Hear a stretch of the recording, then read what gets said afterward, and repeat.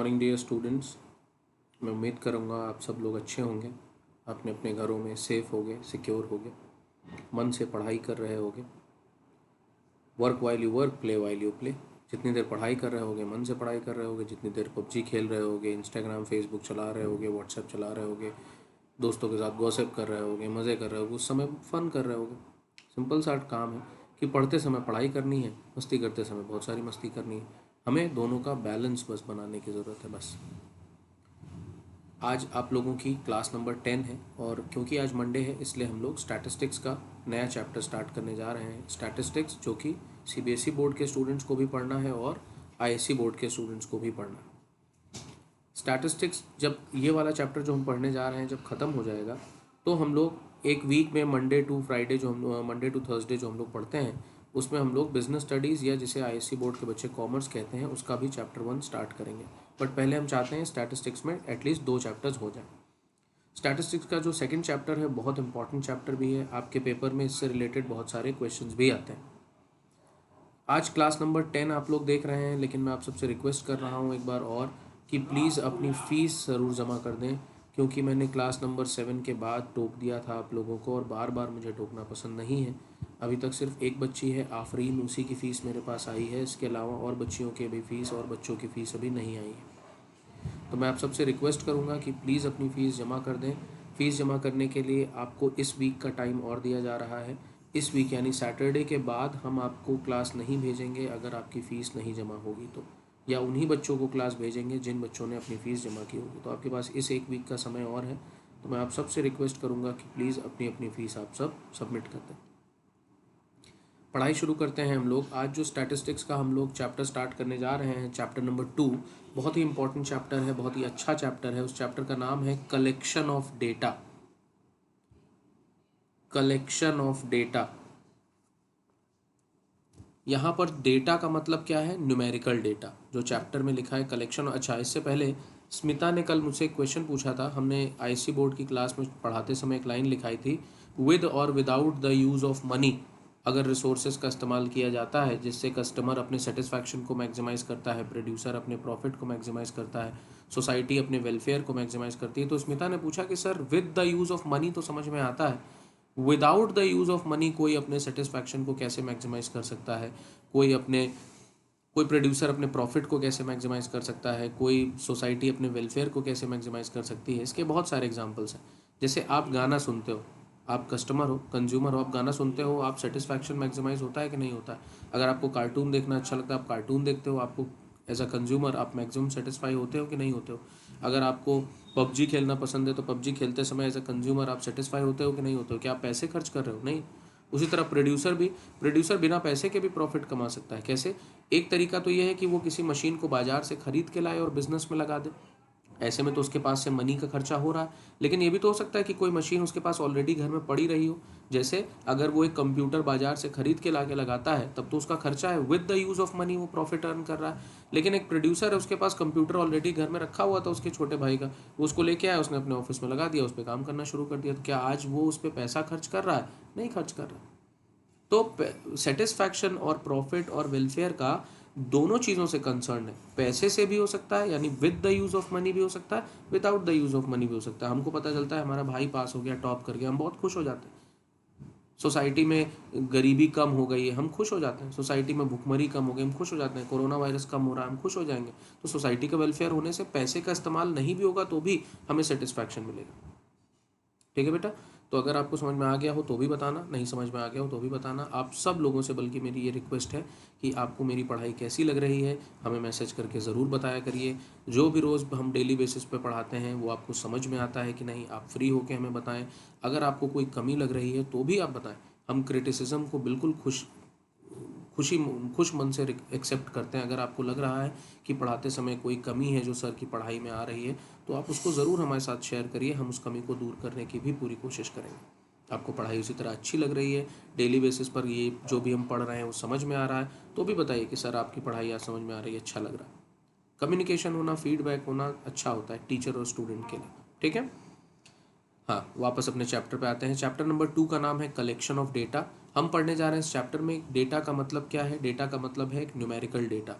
Quantitative data, जिसे numbers में हम प्रेजेंट कर सकें, ऐसा डेटा हम पढ़ने जा रहे हैं। कि कोई भी न्यूमेरिकली प्रेजेंट किया जाने वाला डेटा, कोई भी क्वांटिटेटिव डेटा, इसको कलेक्ट करने के कितने तरीके होते हैं वो इस चैप्टर में हम पढ़ने जा रहे हैं। लिखिए अपनी कॉपी में, this chapter focuses on collection of data,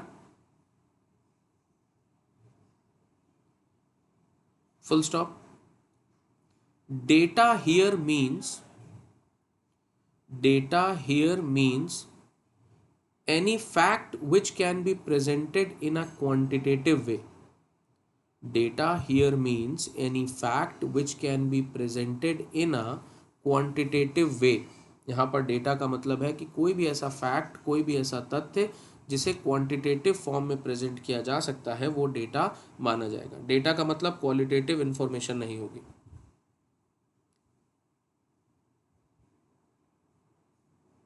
ठीक है, डेटा का मतलब क्वांटिटेटिव इंफॉर्मेशन है, डेटा का मतलब क्वालिटेटिव इंफॉर्मेशन नहीं है। ठीक है, अब हम लोग पढ़ने जा रहे हैं कि ये डेटा कितने तरीके से कलेक्ट किया जा सकता है, कहाँ कहाँ से कलेक्ट किया जा सकता है।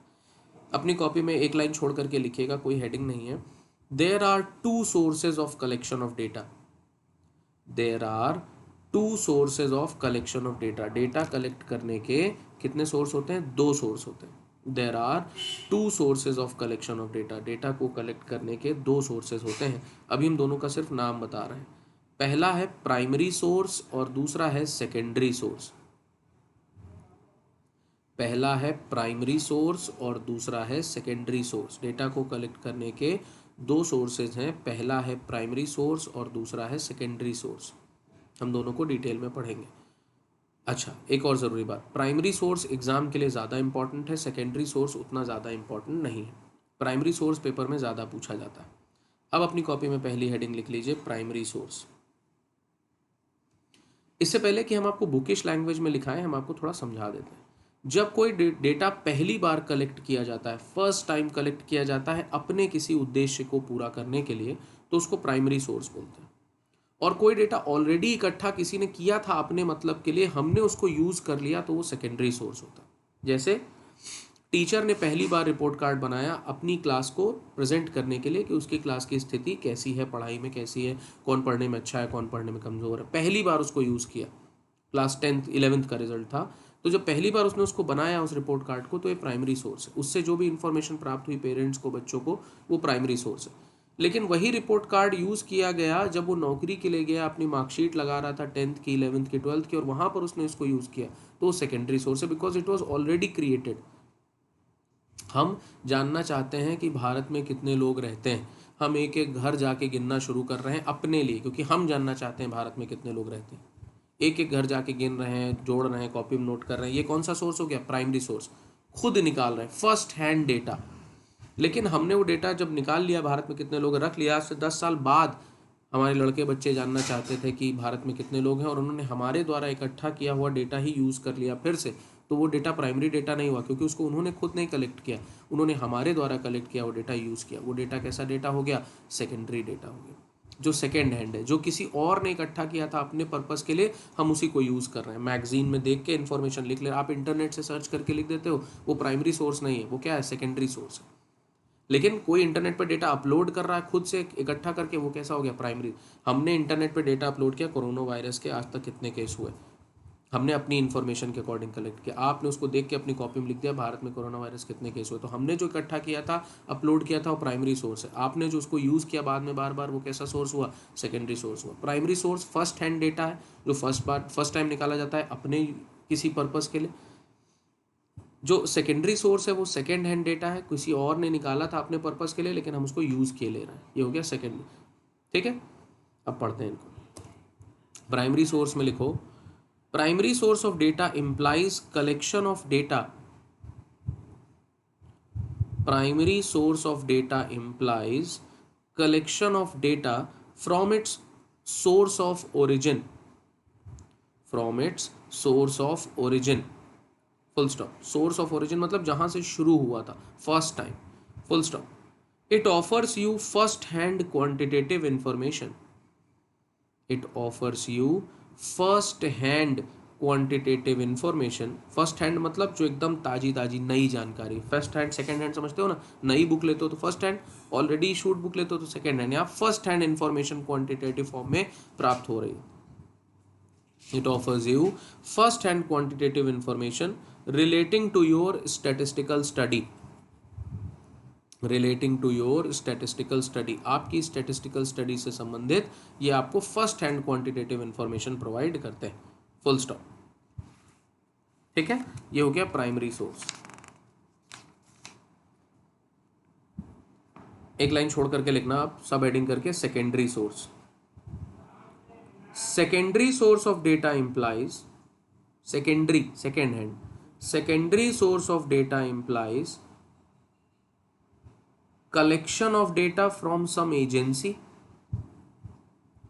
collection of data from some agency और institution, कोई संस्था है, कोई एजेंसी है जिसने ऑलरेडी वो डेटा अपने पास इकट्ठा किया हुआ था, उससे हमने जाके कलेक्ट कर लिया। हमने खुद नहीं कलेक्ट किया, किसी एजेंसी किसी इंस्टीट्यूशन ने ऑलरेडी इकट्ठा किया था, हमने बस उनसे जाके प्राप्त कर लिया।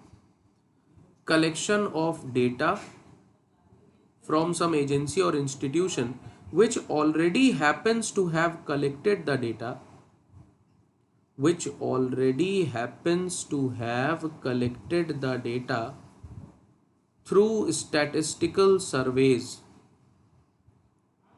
through statistical surveys, किसी एजेंसी किसी इंस्टीट्यूशन ने अपने सर्वे के लिए वो डेटा इकट्ठा किया हुआ था और हमने उनके पास जाके वो डेटा प्राप्त किया, हमने खुद वो डेटा इकट्ठा नहीं किया। नेक्स्ट पैराग्राफ में लिखो, secondary source of data does not offer you, secondary source of data does not offer you first hand information, secondary source of data first hand information हमें provide नहीं करता, full stop। you are to rely on, हम किसी दूसरे के द्वारा इकट्ठा किए हुए न्यूमेरिकल डेटा पर निर्भर, अगर उसने गलत इकट्ठा किया होगा तो हमारा भी गलत हो जाएगा, अगर उसने सही किया होगा तो हमारा भी सही होगा, क्योंकि हमने खुद नहीं कलेक्ट किया तो हमें नहीं पता वो इन्फॉर्मेशन सही है गलत, हम दूसरे पर निर्भर कर रहे हैं। जैसे आप नकल करते हो, खुद आता है तो लिखते हो तो फर्स्ट हैंड डेटा आपको पता है सही है गलत है, लेकिन किसी दूसरे कॉपी झांक झांक के अपनी कॉपी में लिख रहे हो तो आप रिलाई कर रहे हो उसकी इन्फॉर्मेशन पे, अगर उसने सही लिखा होगा तो आपको भी सही होगा, अगर उसका गलत होगा तो आपका भी गलत होगा। तो जब आप खुद से लिखते हो तो आप फर्स्ट हैंड डेटा यूज़ कर रहे हो, फर्स्ट हैंड यानी प्राइमरी सोर्स यूज़ कर रहे हो। अगर आप नकल करके किसी का लिख रहे हो तो आप सेकेंड हैंड डेटा यूज़ कर रहे हो, सेकेंडरी सोर्स का इन्फॉर्मेशन यूज़ कर रहे हो। You are to rely on, RELY, rely मतलब आप निर्भर हो जाओगे उस व्यक्ति पर जिससे आप सेकेंडरी सोर्स ऑफ इन्फॉर्मेशन प्राप्त कर रहे हो। You are to rely on the information which is already existing, you are to rely on the information which is already existing. ठीक है, अब एक ज़रूरी बात, हमने प्राइमरी सोर्स सेकेंडरी सोर्स में डिफरेंस बता दिया, बहुत सारे एग्जाम्पल से भी बताया। अब प्राइमरी सोर्स से जो डेटा इकट्ठा होता है उसको हम कहते हैं प्राइमरी डेटा, और सेकेंडरी सोर्स से जो इन्फॉर्मेशन इकट्ठा होती है उसको हम कहते हैं सेकेंडरी डेटा। याद रहेगा, प्राइमरी सोर्स का इस्तेमाल करके जो इन्फॉर्मेशन क्वांटिटेटिव फॉर्म में हमने प्राप्त की उसको कहेंगे प्राइमरी डेटा, और जो सेकेंडरी सोर्स का किसी एजेंसी या इंस्टीट्यूशन की मदद से हमने इन्फॉर्मेशन प्राप्त की जो कि सेकेंड हैंड इन्फॉर्मेशन है, उससे जो हमने क्वांटिटेटिव इन्फॉर्मेशन प्राप्त की वो है सेकेंडरी डेटा। हम दोनों की मीनिंग पढ़ेंगे, अपनी कॉपी में हेडिंग लिख लो, primary and secondary data, primary and secondary data लिखो। डेटा ओरिजिनली कलेक्टेड, डैश लगा के लिखना, data originally collected in the process of investigation, data originally collected in the process of investigation, data originally collected in the process of investigation are known as primary data, data originally collected in the process of investigation are known as primary data। जो data investigation के प्रक्रिया के दौरान खुद से collect किया गया है, फर्स्ट हैंड डेटा कलेक्ट किया गया, ओरिजिनली कलेक्ट किया गया, ओरिजिनली मतलब अपने आप से, उसको हम कौन सा डेटा बोलेंगे, primary data, full stop. Primary data are original, primary data are original, इनको कलेक्ट करने वाला जो इन्वेस्टिगेटर है वो फर्स्ट पर्सन, उसके अलावा उस डेटा को किसी और ने कलेक्ट नहीं किया, फुल स्टॉप लगा के लिखो। The concerned investigator, the concerned investigator is the first person, the concerned investigator is the first person who collects these information. The concerned investigator is the first person, जो उस information को collect कर रहा है investigator, वो पहला व्यक्ति है। हु कलेक्ट्स दीज इंफॉर्मेशन, जिसने वो जानकारी इकट्ठा की, उसके अलावा किसी और ने वो जानकारी अभी इकट्ठा नहीं की। Full stop. The primary data R comma therefore comma the primary data R comma therefore comma a first hand information. A first hand मतलब मेरे अलावा किसी ने ये अभी इकट्ठा नहीं किया। A first hand information. Full stop. ठीक है, नेक्स्ट पैराग्राफ में अब लिखो। ये तो हो गई प्राइमरी डेटा की मीनिंग। लिखो सेकेंडरी डेटा की मीनिंग बड़ी सरल है, जो हमने खुद नहीं किया, किसी और ने किया, हमने उसको बस यूज कर लिया, वो क्या हो गया? Secondary data. लिखो एक लाइन छोड़ के, data collected by other persons, data collected by other persons are called secondary data. जो डेटा अन्य व्यक्तियों के द्वारा कलेक्ट किया गया हो, उस डेटा को हम क्या बोलते हैं? कौन सा data? Secondary data. Data collected by other persons are called secondary data. Full stop.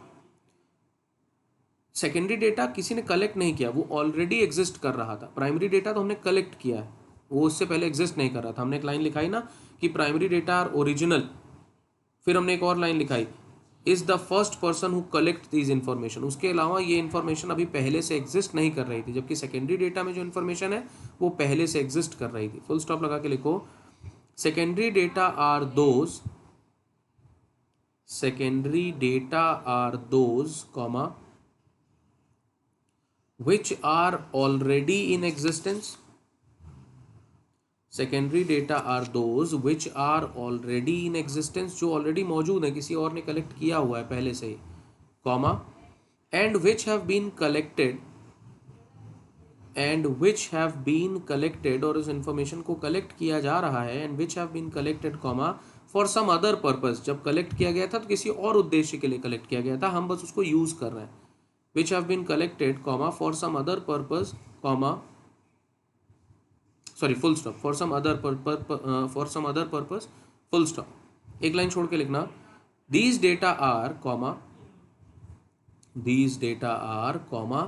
therefore called second hand। इसीलिए इन डेटा को हम क्या बुलाते हैं? सेकेंड हैंड, क्योंकि ऑलरेडी किसी ने इनको कलेक्ट किया हुआ था। Full stop. ठीक है, these data have already been collected by somebody else। these data have already been collected by somebody else। In data को ऑलरेडी किसी ने कलेक्ट किया था, फिर कलेक्ट करके उसने पब्लिश कर दिया, तो अब हम सब उसको यूज कर ले रहे हैं। Collected by somebody else comma these are available in the form of published reports। these are available in the form of published reports। किसी ने भारत की आबादी साल 2015 में गिनी होगी, गिनने के बाद छाप दिया होगा, हमने देख के हमने भी छाप दिया। तो हमारे उद्देश्य को पूरा करने के लिए उसने डेटा नहीं इकट्ठा किया था, उसने तो अपने उद्देश्य के लिए किया था, लेकिन उसने इकट्ठा करके छोड़ दिया, पब्लिश कर दिया, हमने उसी को वापस यूज कर लिया। ठीक है, अब हम लोग पढ़ने जा रहे हैं कि प्राइमरी डेटा सेकेंडरी डेटा को कलेक्ट करने के कितने तरीके होते हैं। ये आपके पेपर में 6 मार्क्स के क्वेश्चन में आता है। तो आज की क्लास में हम सिर्फ नाम लिखा रहे हैं, इनका एक्सप्लेनेशन हम कल की क्लास से करेंगे, ताकि कंटिन्यूएशन में ना जाए, एक क्लास में कंप्लीट हो जाए। हेडिंग लिखिए, modes of data collection. Modes नहीं, मोड्स मतलब तरीके, methods, MODES। Modes of data collection, data collect करने के कितने तरीके होते हैं।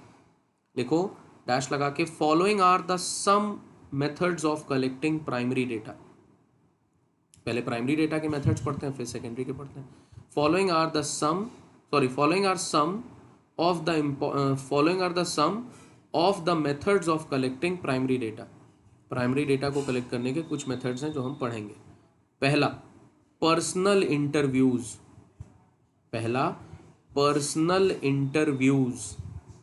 अभी सिर्फ नाम बोल रहे हैं, कल की क्लास में डिटेल पढ़ेंगे। दूसरा, information through questionnaires and schedules.